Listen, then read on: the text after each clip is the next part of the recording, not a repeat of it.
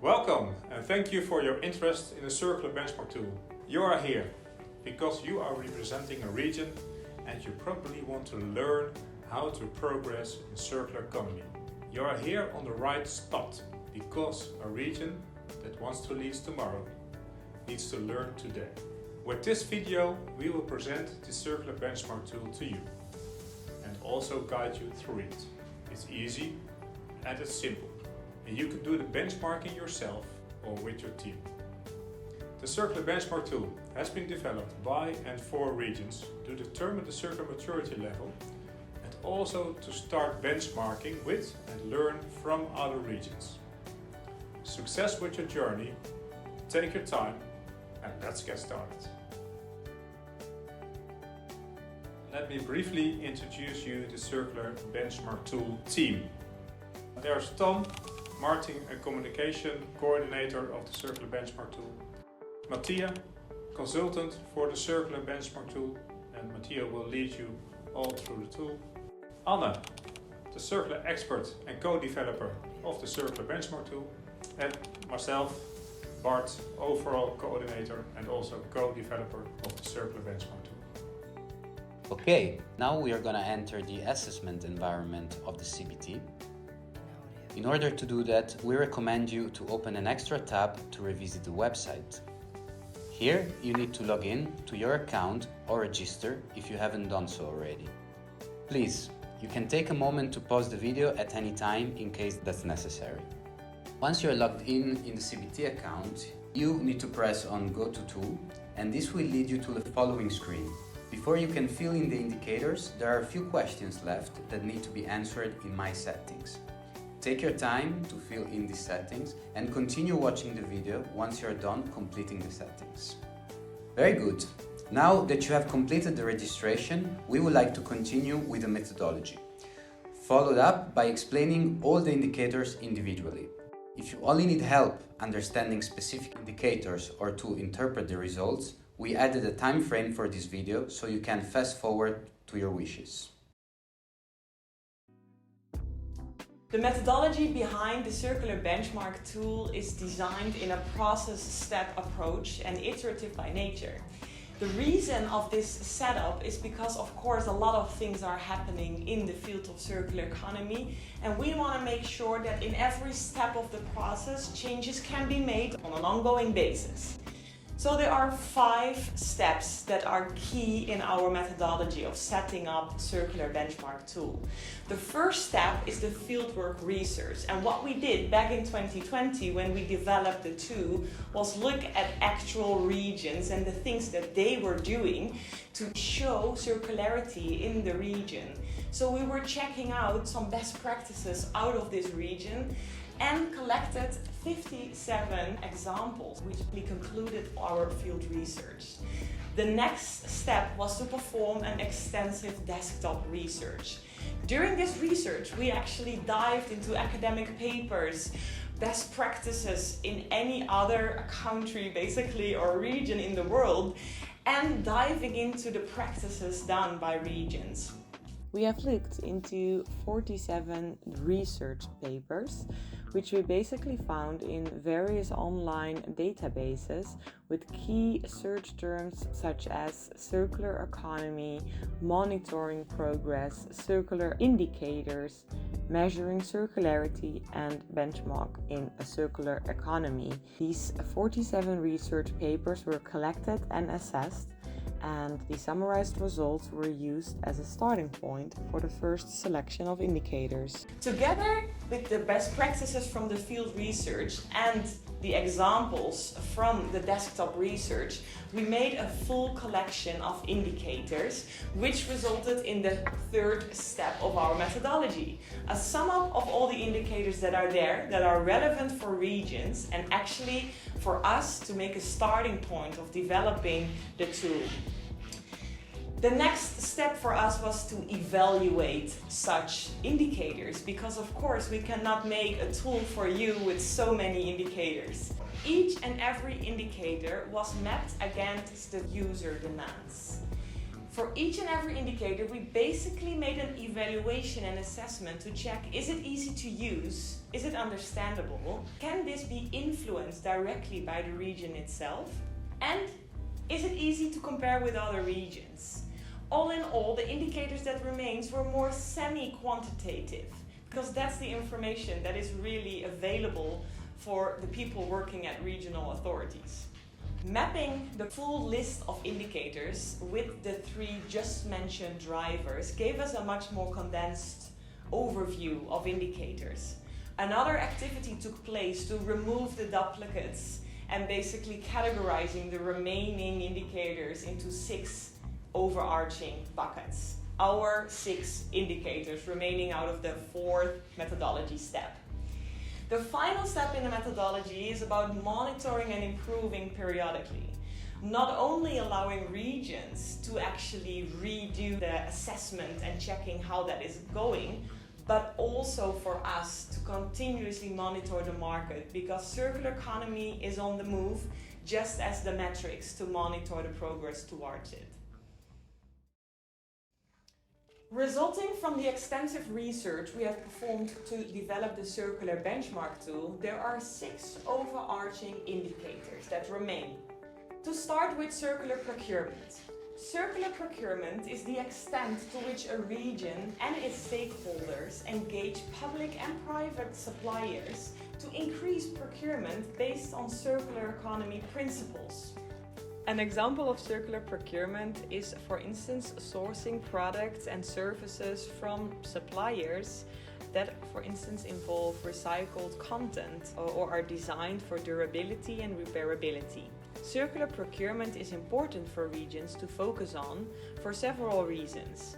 One of them is definitely sustainability, because by using more recycled, renewable or biodegradable materials, will definitely help us to conserve natural resources and reducing waste.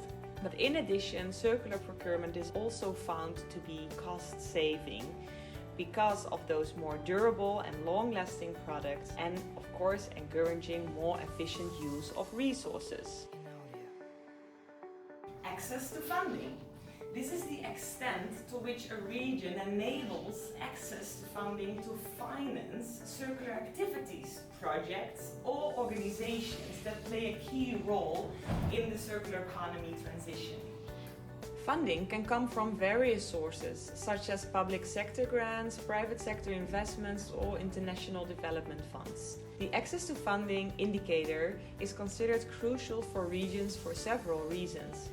One of them is research and development, because it's clear that innovation and entrepreneurship is needed to accelerate the transition of a circular economy. For instance, for the development of new circular products or services, or providing seed funding for circular startups. By financing these type of activities, barriers can be overcome. For instance, a supportive ecosystem for businesses and entrepreneurships can be set up with support of regional authorities. Barriers such as high upfront costs and the lack of established markets can be overcome. Circular society. This is the extent to which a region creates awareness, motivates people, and develops and deploys knowledge and skills to contribute to a circular economy. Building a circular society requires a systemic change where all actors in society, including individual businesses and governments, work together to create a circular economy. Building a circular society is important for regions to focus on for several reasons. One of them is the behavioral change, because changing behavior is considered a lengthy process, and regions can play a key role in encouraging more sustainable behavior by raising awareness and providing incentives for circularity.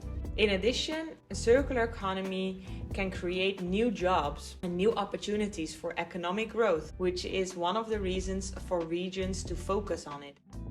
Value chain activation. This is the extent to which a region stimulates circular value creation among stakeholders, including businesses, within and across supply chains, resulting in or fostering circular systemic solutions.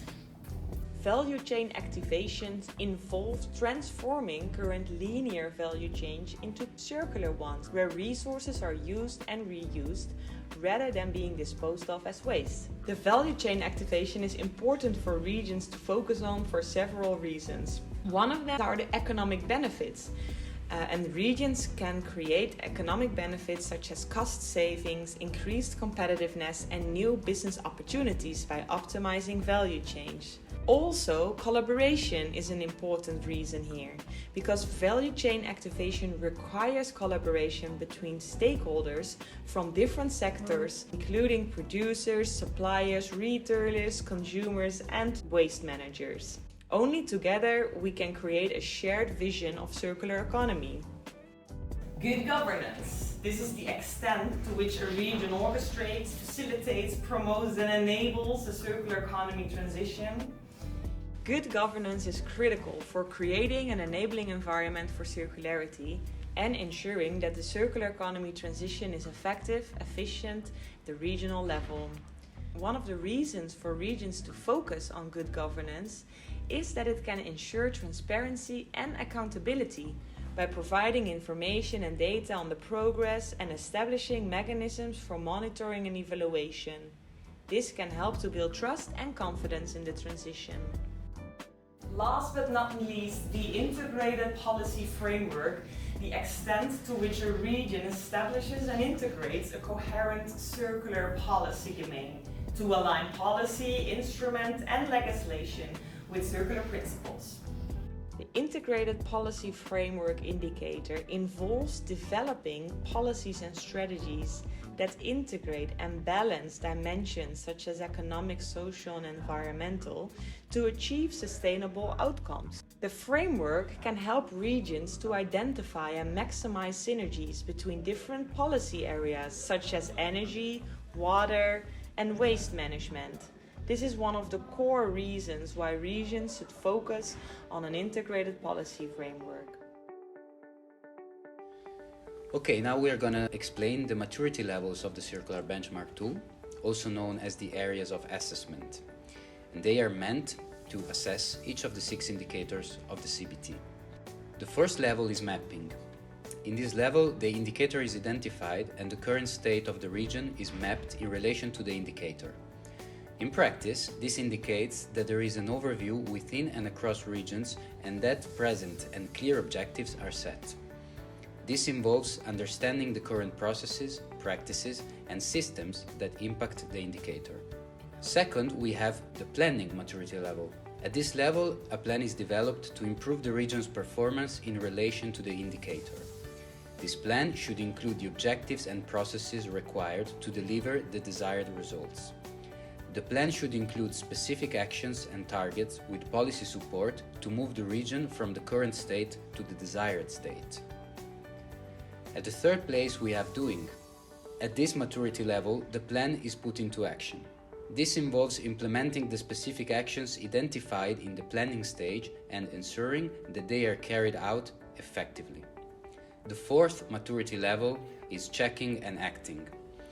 At this level, progress is monitored and evaluated to ensure that the desired outcomes are being achieved. If necessary, adjustments can be made to the plan to ensure that the organization stays on track. In addition, improvement activities linked to each indicator can be set up. At the last level, the fifth, we have leading by example. At this level, the region has achieved a high level of performance in relation to the indicator and can serve as a leader or model for others in the field. This helps other regions to see what lies ahead and to act quickly to counter any challenges along the way.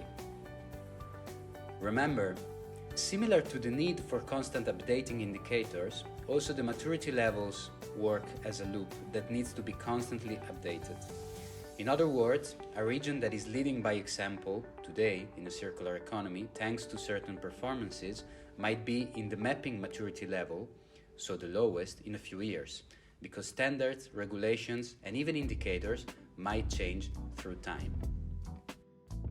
Well done! Thank you for completing the circular benchmark tool. You can request your report by pressing this button. The report will be downloaded and you will see the spider chart and also your results. The spider chart shows your performance per indicator and also how it benchmarks with other regions. Here you can see where to learn as well from other regions and also how to improve your score yourself. If you look in detail, you can see two types of scores, the average score and the maturity score. On both of these scores, you can see the opportunities to learn from other regions. If you have a pretty low score, lower than you want to have scored, you can start improving yourself. And the questions in the benchmark tool will guide you towards the next steps. You can also look at how other regions perform and see where you can learn from other regions. So then the next step is to contact the other region, and you can use the Circular Benchmark Tool team to get in contact with them. Thank you for your attention. Now it's your turn to start the Circular Benchmark Tool and to start leading your region into the circular economy transition. Take your time and let the tool guide you to make the first steps to benchmark, to learn, and to bring results forward to action. Shortly, we wish you a pleasant journey to the circular economy. Good luck. And remember, if you have any further questions or you need assistance, feel free to contact us. The CBT team is here for you. Thank you.